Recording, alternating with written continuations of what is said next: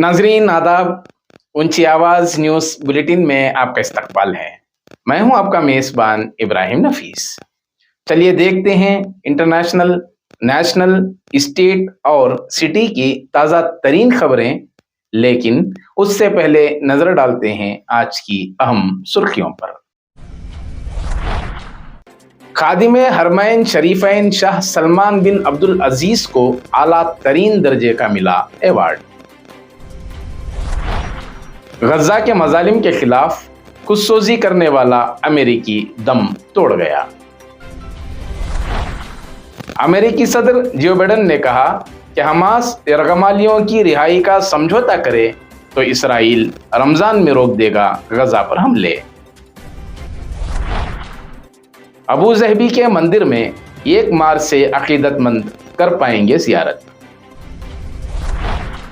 Supreme court ने पतंजलि के गुमराह कुन इश्तिहारात पर मरकजी हुकूमत को लताड़ते हुए लगाई रोक। मुल्क में जल्द लागू हो सकता है CAA, मार्च के पहले हफ्ते में नोटिफिकेशन जारी होने का इम्कान। ईडी ने अरविंद केजरीवाल को भेजा 8वां समन, 4 मार्च को हाजिर होने की हिदायत। समाजवादी पार्टी के रुकने पार्लियामेंट शफीकुर रहमान बर्क का इंतकाल। डॉक्टर फारूक अब्दुल्ला ने कहा कि जम्मू कश्मीर में सीटों की तकसीम पर कांग्रेस के साथ बातचीत जारी। बीजेपी में शामिल हुए कांग्रेस RJD के 3 मेंबरान असम्बली। मरकजी वजारत दाखिला ने जमात इस्लामी जम्मू कश्मीर पर पाबंदी में 5 साल की कर दी तौसी। हिंदुस्तानी तेज गेंदबाज मोहम्मद समी का हुआ ऑपरेशन, ठीक होने में लगेगा वक्त। ग़ज़वा-ए हिंद तनाज़े पर दारुल देवबंद ने DM और SSP को दिया जवाब। कर्नाटक हाईकोर्ट का तारीखी फैसला, रजामंदी से की गई कम उम्री की शादी का मुकदमा कर दिया खारिज। ऊंची आवाज न्यूज चैनल की बेबाकी उसकी पहचान है। मिल्लत के ऐसे चैनल्स का वजूद कितना जरूरी है आप जानते हैं। आप भी गूगल पे या फोन पे के जरिए इस चैनल को सपोर्ट करें जितना मुमकिन हो सके।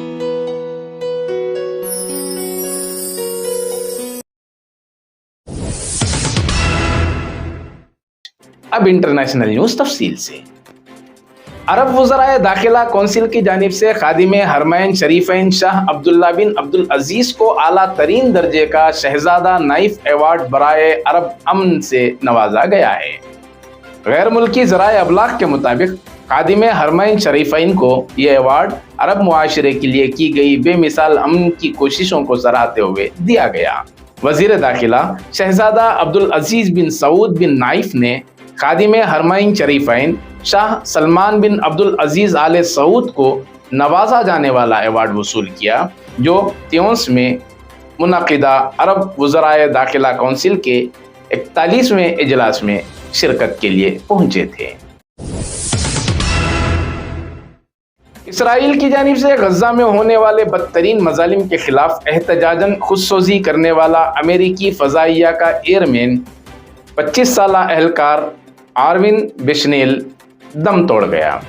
गैर मुल्की ज़राए अबलाग के मुताबिक अमेरिका में इसराइली सफारत खाने के सामने इतवार की रात अमेरिकी फ़ौजी ने गजा में इसराइली फ़ौज के जंगी जराइम में शहरियों के कत्लेआम और नस्ल कशी के खिलाफ खुदसोजी की थी। ये भी मालूम हुआ है कि अमेरिकी फ़ौजी इस मौके पर फ़लस्तीन आज़ाद करो के नारे भी लगाता रहा और ये भी कह रहा था कि वो नस्ल कशी के इस इक़दाम में मज़ीद शरीक नहीं हो सकता। अमेरिकी सदर जो बाइडेन ने कहा कि अगर हमास के हाथों यरगमाल बनाए गए लोगों की रिहाई पर कोई समझौता हो जाता है तो इसराइल रमज़ान के दौरान गजा में दहशतगर्दों के खिलाफ हमले रोकने के लिए तैयार है।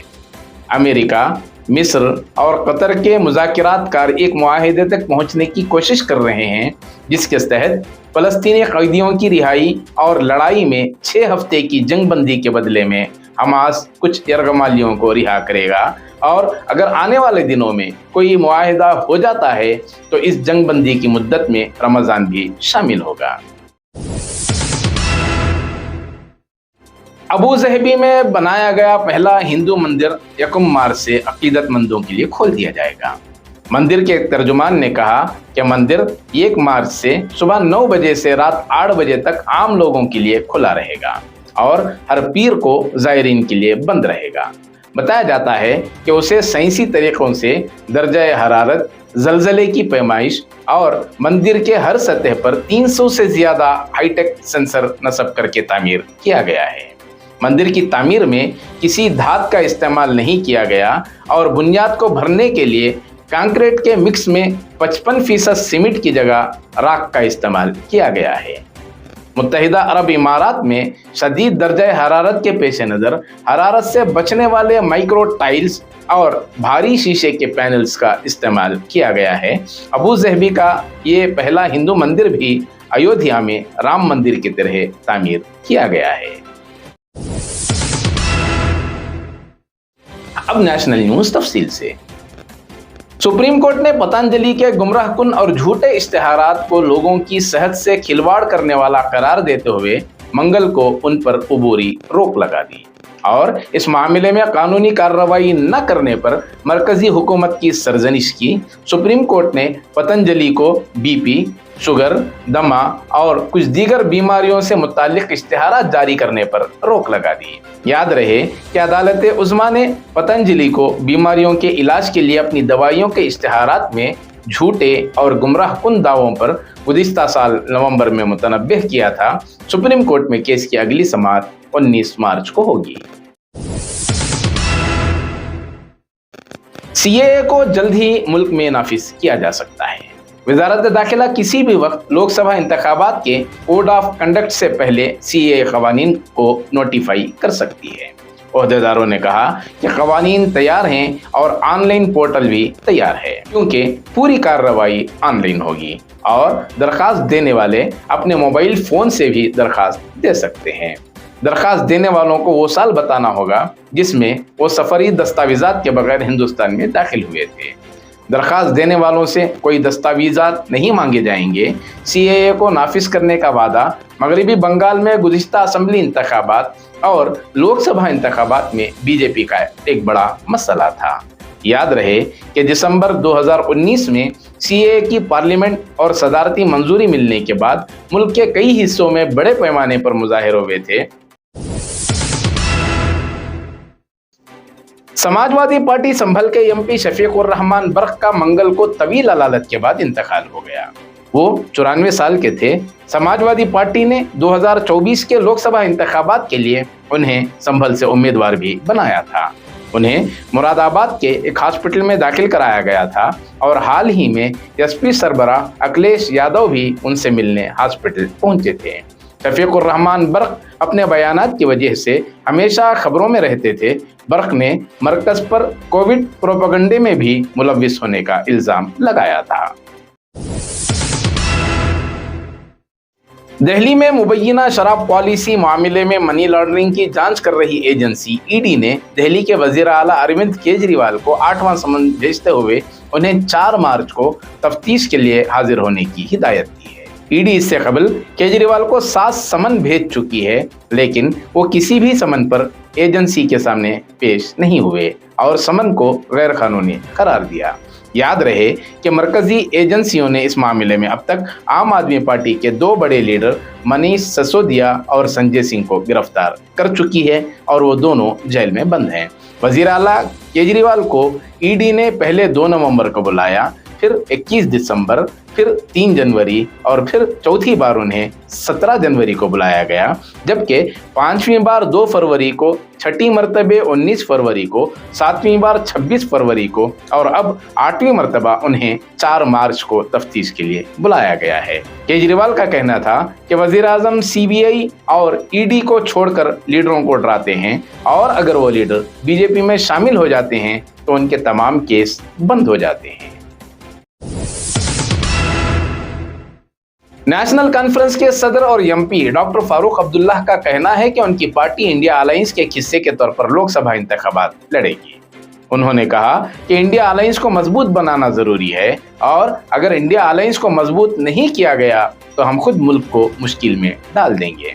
उन्होंने कहा कि कांग्रेस के साथ सीट शेयरिंग के हवाले से बातचीत जारी है और उमर अब्दुल्ला कांग्रेस से राब्ते में हैं।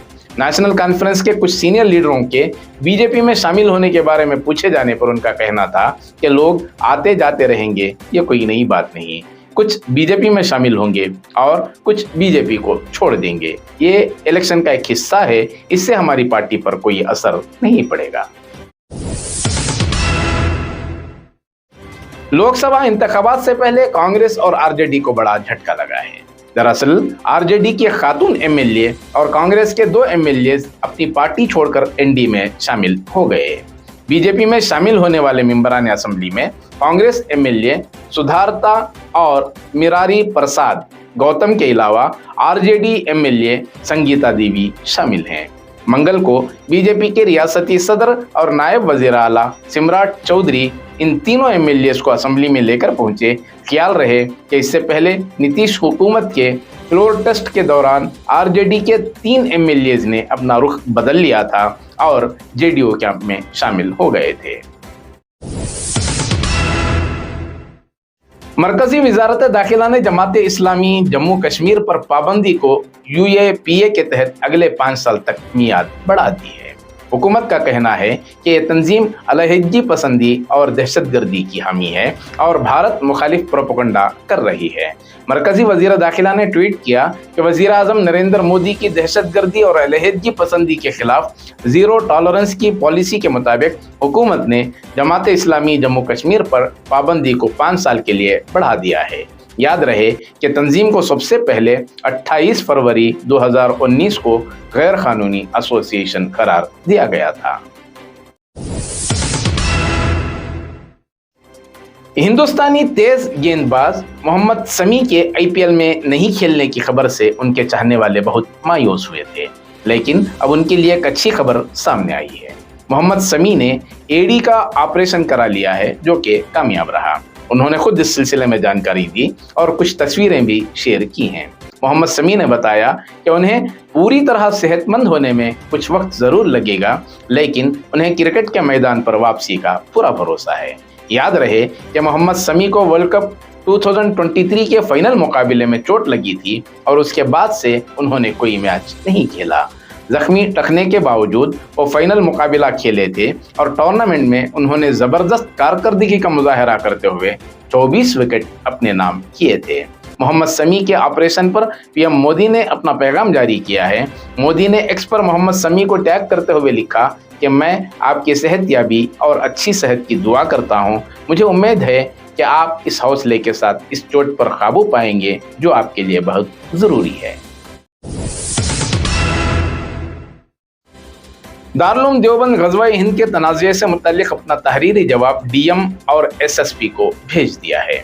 देवबंद के मोहतमिम मौलाना मुफ्ती अबुल कासिम नोमानी ने कहा है कि उन्होंने देवबंद के एसडीएम अंकोरो वर्मा और सीओ अशोक सिसोदिया को ज़बानी जवाब दिया, जो जुमेरात को तहकीकात के लिए आए थे, और फिर डीएम और एसएसपी को भी एक सफ़े का तहरीरी जवाब भेजा गया है, जो उर्दू और अंग्रेज़ी दोनों ज़बानों में है। बताया गया है कि साल 2015 में वेबसाइट पर एक शख्स की जानिब से पूछे गए सवाल का तंजीम की जानिब से जवाब दिया गया, जो उनकी ज़ाती राय नहीं थी, बल्कि जो कुछ हदीस में लिखा गया था वो नकल किया गया था। हाल का इससे कोई ताल्लुक नहीं है। उसके साथ ही मोहतमिम मौलाना अबुल कासिम नोमानी ने वाज़ेह तौर पर कहा कि वो इस मामले में अदालत से रुजू करेंगे। याद रहे कि गज़वा-ए हिंद से मुताल्लिक़ दारुल की वेबसाइट पर 2015 के एक फतवे की बुनियाद पर नेशनल चाइल्ड प्रोटेक्शन कमीशन ने सहारनपुर के डीएम और एसएसपी को खत भेजकर दारुल के खिलाफ तहकीकात और कार्रवाई का हुक्म दिया था। तनाज़ात के दरमियान दारुल की सुप्रीम पावर मजलिस शूरा एग्जीक्यूटिव कमेटी का 3 रोज़ा इजलास 28 फरवरी से मुनाकिद होगा। अब स्टेट न्यूज़ तफसील से। कर्नाटक हाईकोर्ट ने एक नाबालिग लड़की से शादी करने के मामले की समाअत करते हुए 21 साल नौजवान के खिलाफ मुजरिमाना मुकदमा रद्द कर दिया और कहा कि नाबालिगा के साथ रजामंदी के साथ जिनसी ताल्लुकात का कायम करना जुर्म नहीं है। जस्टिस हेमंत चंदन गोदर ने पोक्सो कानून पर अहम तबसरा करते हुए कहा कि इस कानून का मकसद नाबालिगों के दरमियान रजामंदी से जिनसी ताल्लुकात को जुर्म बनाना नहीं बल्कि उन्हें जिनसी इस्तेहसाल से बचाना है। अदालत ने कहा कि मुलजिम और नाबालिग लड़की समाज के उस तबके से आते हैं जो मुआशी और समाजी तौर पर पिछड़ा हुआ है। उनके पास इस ताल्लुक से ज़्यादा मालूमात का फुकदान है और उन्हें ये तक नहीं मालूम कि अगर वो शादी करते हैं तो उसके क्या नताइज निकलेंगे। वाज़ेह रहे कि जिस नौजवान के खिलाफ पोक्सो एक्ट दीगर कवानीन के मुताबिक मुकदमा दर्ज किया गया था उसने एक नाबालिग लड़की के साथ शादी कर ली थी जबकि उसे मालूम था कि लड़की नाबालिग है।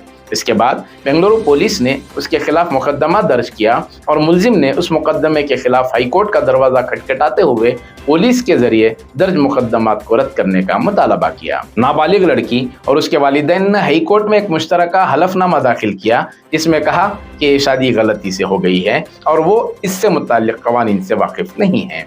अदालत ने मुलजिम नौजवान को फौरी रिहाई करने का हुक्म देते हुए उसके खिलाफ दर्ज मुकदमात को मनसूख कर दिया। नाजरीन, ये थी ताज़ा तरीन खबरें जो आपके सामने पेश की गई। हमें पूरी उम्मीद है कि हस्बे साबिक की तरह आपका मुस्तकबिल में भी ताउन बरकरार रहेगा। उसी के साथ दीजिए इजाज़त, फिर मुलाकात होगी ताज़ा तरीन खबरों के साथ।